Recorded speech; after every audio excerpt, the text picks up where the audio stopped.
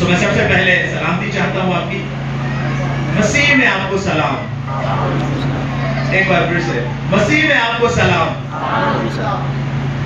एक बार फिर से, मसीह में आपको सलाम। अच्छा, बहुत कम लोग हैं जो बोल रहे हैं, बाकी नहीं बोलते। पता है क्यों?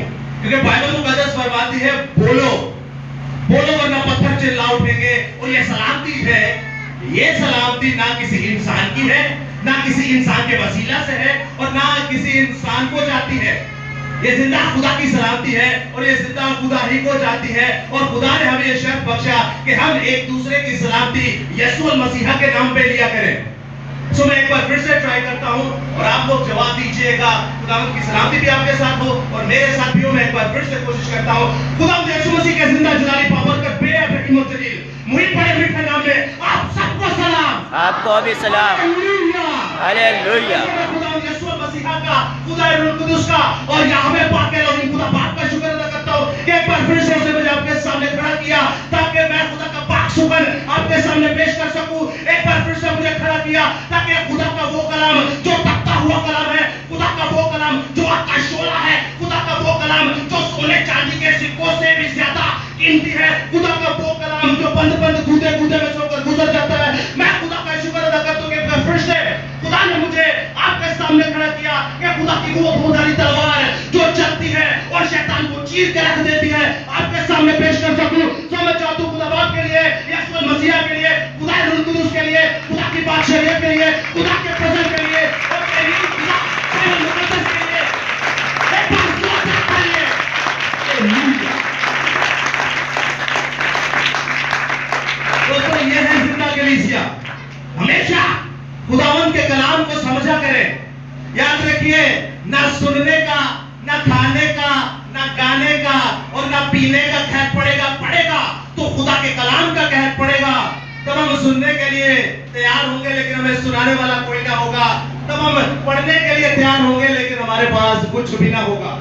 और ये वक्त बहुत जल्द आने वाला है और कलाम खुदा को सुनने के लिए जिनके पास बाइबल मुकद्दस है वो बोल सकते हैं। मशहूर ज़माना आयत मुकद्दसा सुल्तानुल आरफीन मोहब्बत के रसूल मुकद्दस यूहन्ना रसूल की मुआरफत लिखी गई यीशु मसीह की इंजील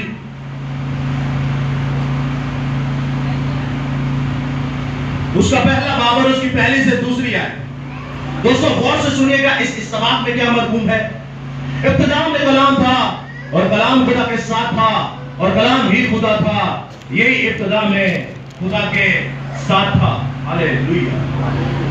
अब दोस्तों, आज का जो टॉपिक है, मज़मून है, वो भी किताब मुकद्दस यानी कलाम खुदा यानी पाक सुखन यानी खुदा के मुंह के गहरी भेद और खुदा के मुंह का कलाम और खुदा के मुंह के गहरे मुकाशफात यानी के दूसरे अल्फाजों में मैं आपसे कहना चाहता हूं कि तहरीरी खुदा यानी बाइबल मुकद्दस आज का कलाम है, आज का टॉपिक है और खुदा ने जो आज मुझे दिया मैं आप तक पहुंचाए देता हूं। याद रखिएगा, आपका और मेरा ईमान है कि खुदावंद खुदा यहां मौजूद है और मैं आपसे कुछ सवालात करूंगा। आपने ना घबराना है ना शर्माना है। मैं भी आप ही की तरह हूं, स्टूडेंट हूं। आप मुझसे सीखेंगे, मैं आपसे सीखूंगा और हमें सिखाने वाला खुदा का रूह है जो हमारा उस्ताद है। तो मैं आपसे एक सवाल पूछता हूं, कितने लोग हैं जो 24 घंटे में कम से कम एक बार बाइबल पढ़ते हो? याद रखिएगा, आज खुदा हमारे साथ है, झूठ नहीं बोलना। हाथ खड़ा करके आप जवाब देख सकते हैं। कितने लोग हैं जो कम से कम एक बार बाइबल मुकद्दस को पढ़ते हैं? और कितने लोग हैं जो कम से कम 24 घंटे में एक बार दुआ करते हैं? अच्छा, दुआ ले बोलते हैं। ये भी हो सकता है कि कई लोग कहते हैं कि हमें बाइबल नहीं पढ़नी आती। लेकिन दोस्तों, याद रखिएगा, इसको पढ़ने के लिए आप क्या कर सकते हैं? बाइबल को पढ़ने के लिए आप क्या कर सकते हैं? क्या आज आपके घरों में मुसीबतें नहीं? क्या आज आपके घरों में तंगी नहीं? क्या आज आपके घरों में तकलीफें नहीं? क्या आज आपके घरों में कर्जे नहीं? क्या आज आपके घरों में बीमारियां नहीं? क्या आज आपके घरों में लानतें नहीं? क्या हमारी औलाद नाफरमान नहीं? क्या हमारी औलाद हमारी बात सुनती है? दोस्तों, आप अगर चाहते हैं इन सारी चीजों से मुखलसी, अगर आप चाहते हैं इन सारी चीजों से छुटकारा, तो वो एक ही है और वो खुदा का कलाम है।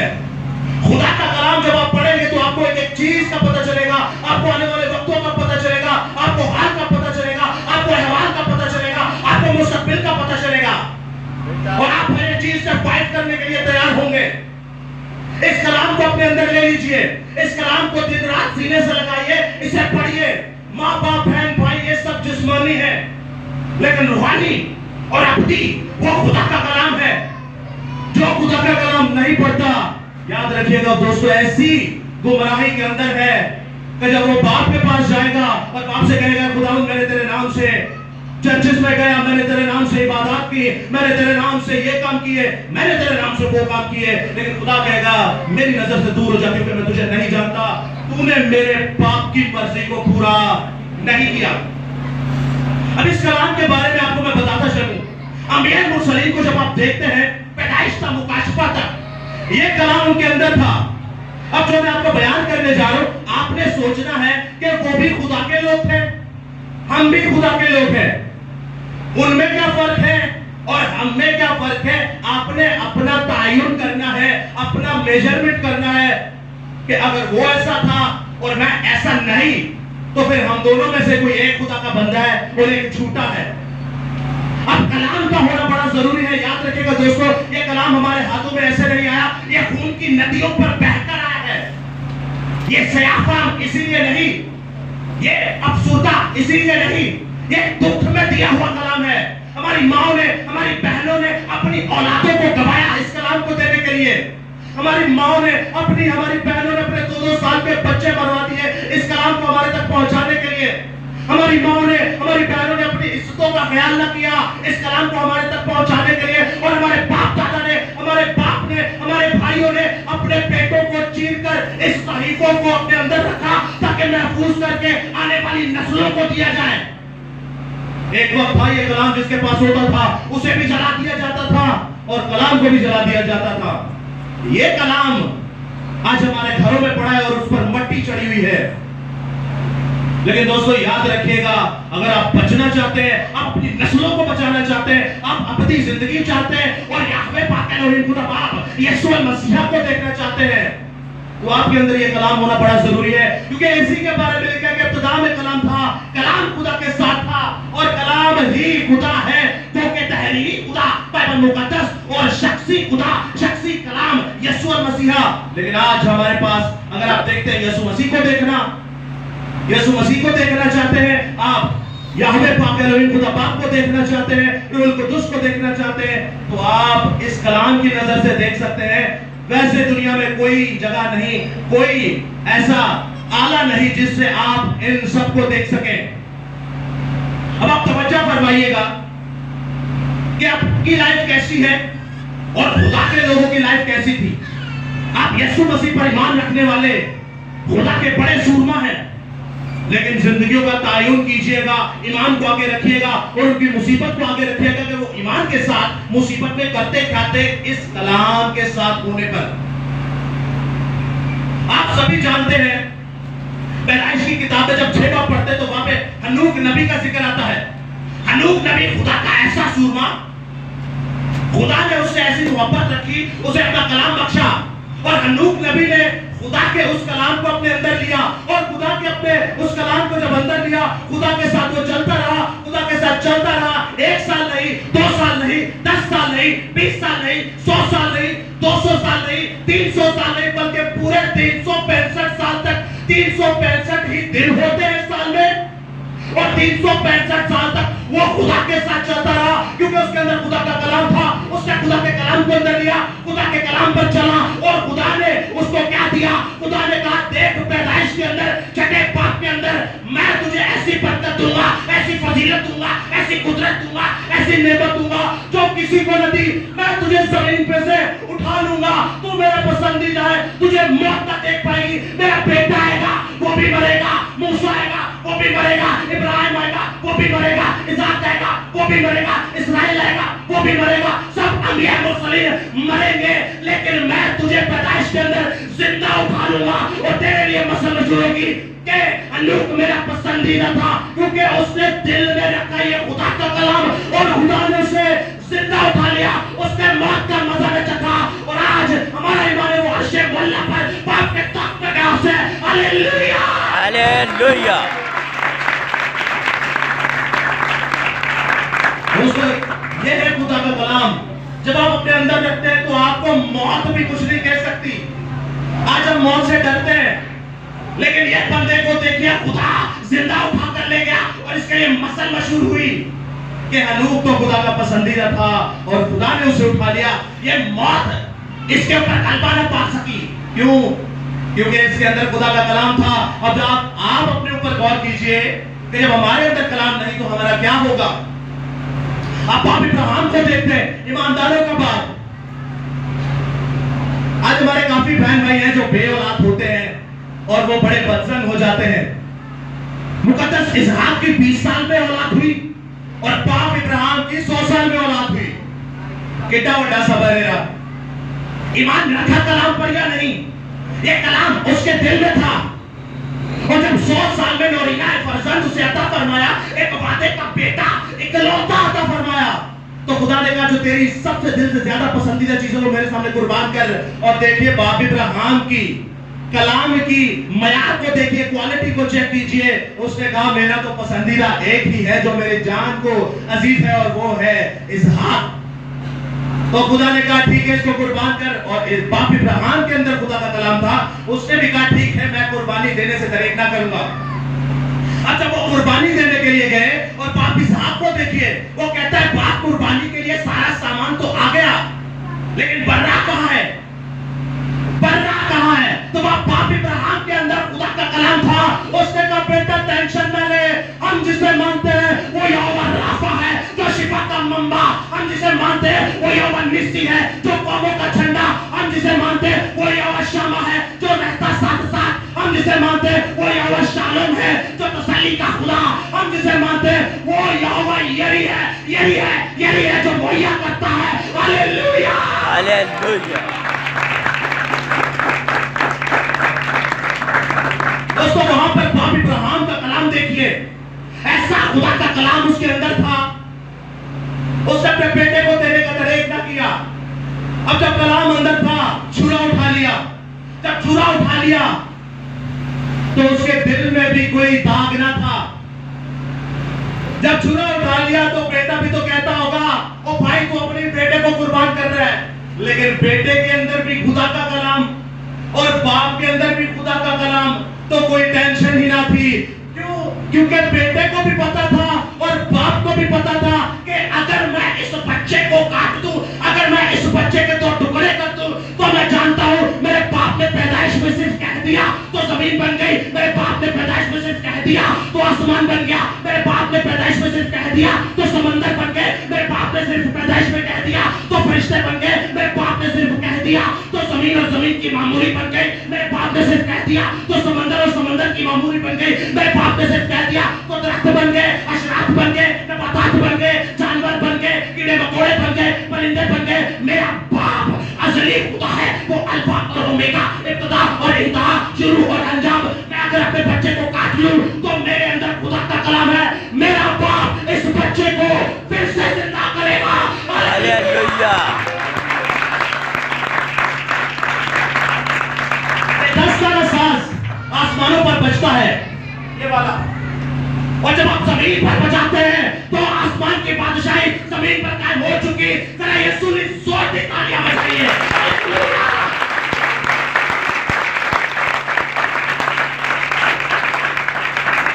दोस्तों ये है खुदा का कलाम। अब अपने आप को देखिए और उनको देखिए, दोनों में से एक तो है जो झूठा है, दोनों में से एक तो है जो झूठा है। उनके ईमान को देखिए, ये कलाम उनके अंदर बसा हुआ था।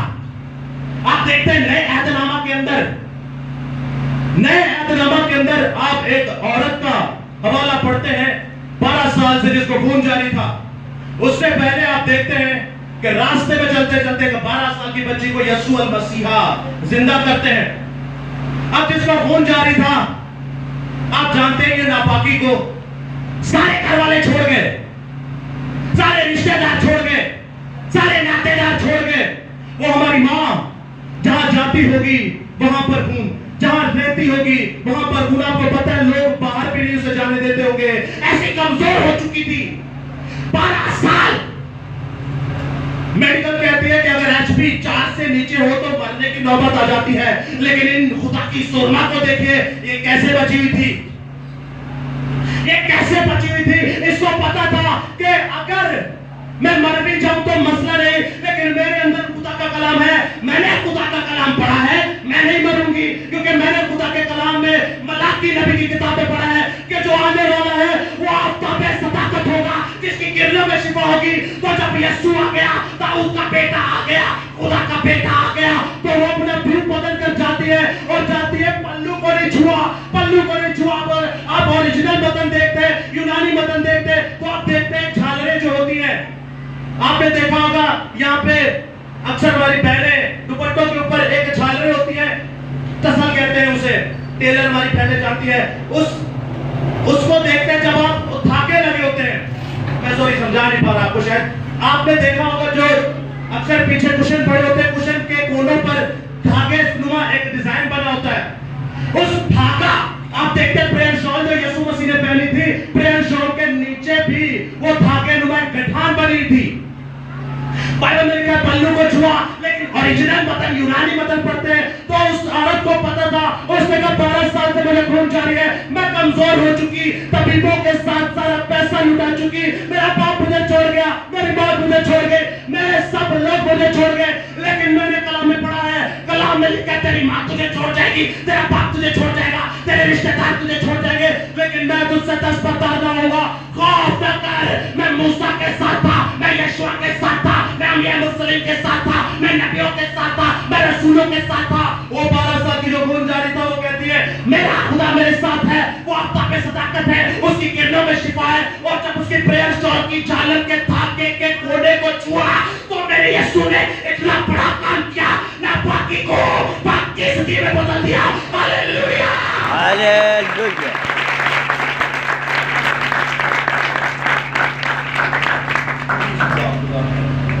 आप समझ रहे हैं, कलाम देखिए, पैदाइश से मलाकी नबी तक पूरी की पूरी 39 किताबें उस मां के जहन में थी, दिल में थी, तो मौत मेडिकल भी आकर फेल हो गई, यहाँ पे साइंस भी आकर फेल हो गई, कैसे मुमकिन है, लेकिन मेरा खुदा हर नामुमकिन चीज को मुमकिन करता है।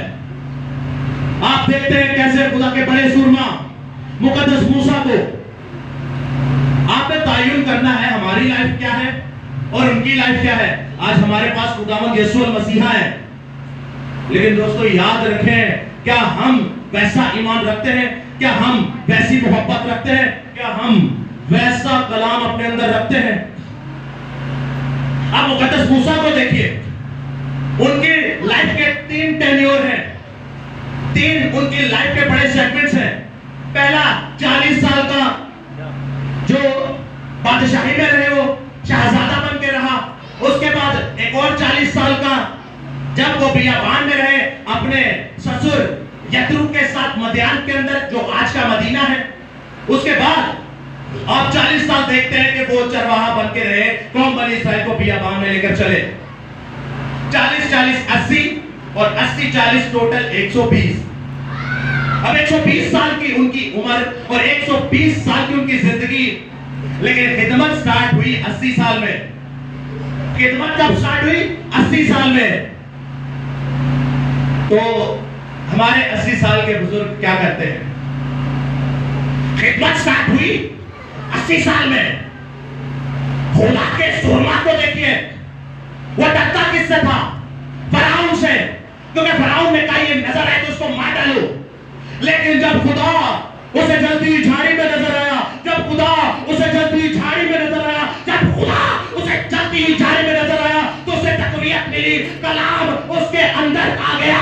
रब्बना यीशु मसीह के मुंह के पाक सुगंध उसके अंदर आ गए, और जब कलाम अंदर आ गया तो दलेरी अंदर आ गई। जो जिस फराउन से वो डरता था, उसी फराउन के पास गया और कहता है फराउन, ऐ फराउन तू पूरी दुनिया का बादशाह है, ऐ फराउन जहाँ जहाँ इंसान बसता है वहाँ पर तेरी हुकूमत चलती है। हर एक कौम तुझसे डरती है, हर एक मुल्क तुझसे डरता है, हर एक बशर तुझसे डरता है, लेकिन मैं तुझसे कहता हूँ, मैं तुझसे कहता हूँ कि मैं अपने खुदा से मुलाकात करके आया हूँ।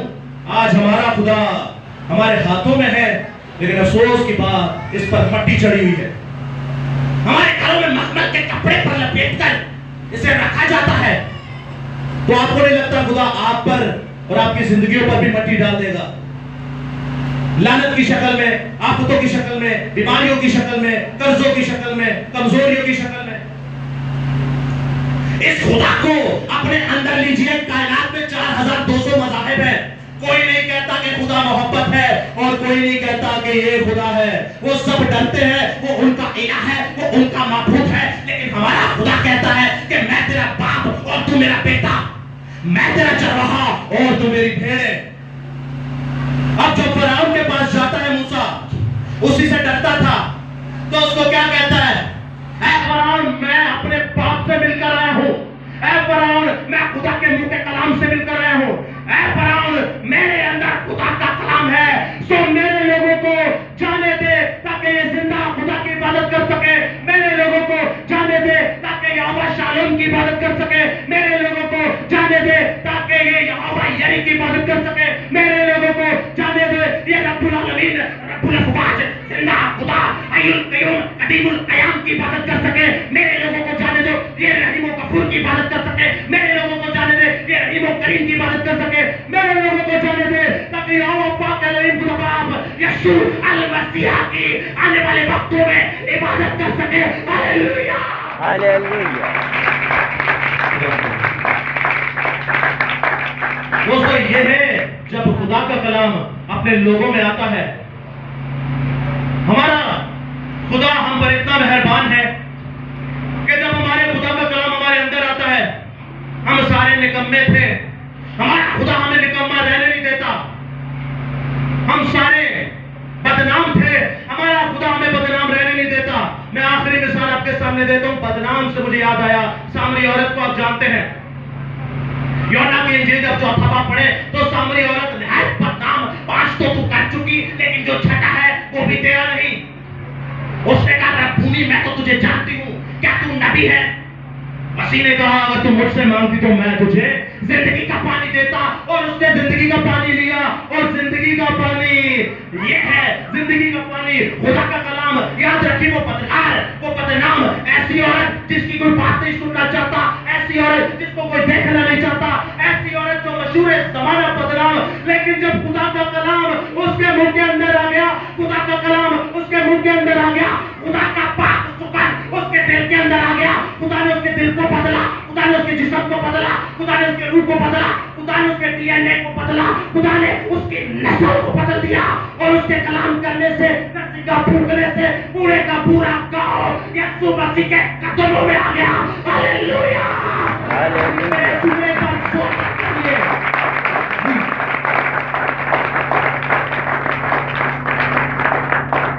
दोस्तों, याद रखिएगा, कलाम खुदा को पढ़िए। कलाम खुदा से पढ़कर और कुछ नहीं है, यही खुदा है। पढ़ेंगे तो बचेंगे, नहीं पढ़ेंगे तो मरेंगे। याद रखिए, हमें इसलिए नहीं पढ़ना, हमें इसलिए नहीं पढ़ना कि हमें जन्नतुल फिरदौस में जाना है।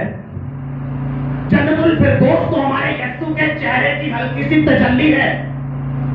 हम तो देखना चाहते हैं अपने खुदा को, हम तो गले लगना चाहते हैं अपने खुदा के, हम तो चूमना चाहते हैं अपने खुदा को। आज हमारे बहुतेरे भाई ऐसे हैं जो कमजोरियों में है, परेशानियों में है, बीमारियों में है, कर्जों में है, लानतों में है, आफतों में है। लेकिन दोस्तों, आज मैं आपको एक उम्मीद की किरण दिए जाता हूं।